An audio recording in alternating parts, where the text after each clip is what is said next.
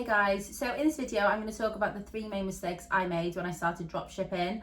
I kind of wish someone was there to tell me about these when I started. It just would have saved me a lot of time, but at the same time I gained experience from it and I can teach other people now, so hopefully I'll be saving you some time and energy. So if you're just getting started, you've obviously come across product research. Now this is really intense and we can kind of get ahead of ourselves when we are getting into product research. We find all these quirky products, and as soon as you go onto like AliExpress or Zendrop, you see these amazing products that we haven't heard of before, and it's easy to kind of run with them and think that we can start selling them or they're going to sell really well, but that's not the case. Ultimately, the goal we're trying to achieve is by building a long-lasting, sustainable brand. So by choosing one of these trendy and quirky products, it's not going to get you anywhere. So what you want to do is find a product that serves a purpose. Don't waste your time on all these little items that you think no one's seen before and they find really cool if they manage to get their hands on. That's not what people want. You want to sell what's selling and sell an item that solves a problem. You want to be able to offer the solution to someone's problem. Once you do that, it'll be easier to sell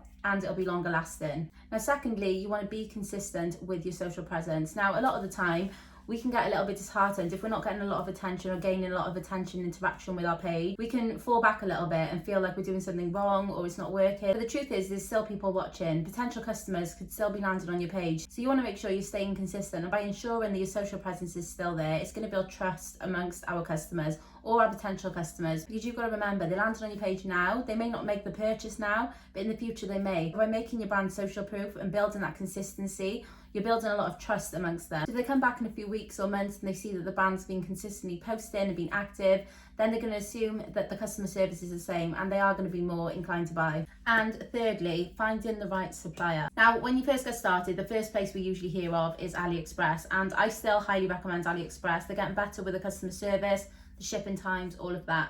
But they're not the only option. So there are other options such as Zendrop and CJ Dropshipping.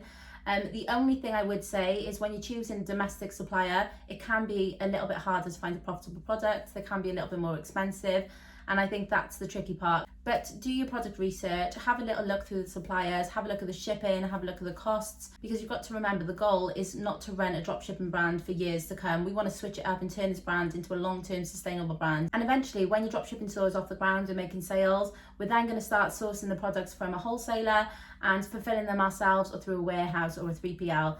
So in the beginning, just make sure you're getting the products at a good price, you're still profitable, and the supplier is shipping on time. Shipping is a huge part of it, which is where a lot of people struggle when it comes to AliExpress. But AliExpress are now offering 14-day shipping, so they are getting better with the quality of their service. So don't be scared off by them. But as I said, there's other domestic suppliers that you can choose to go to, such as Zendrop or CJ Dropshipping.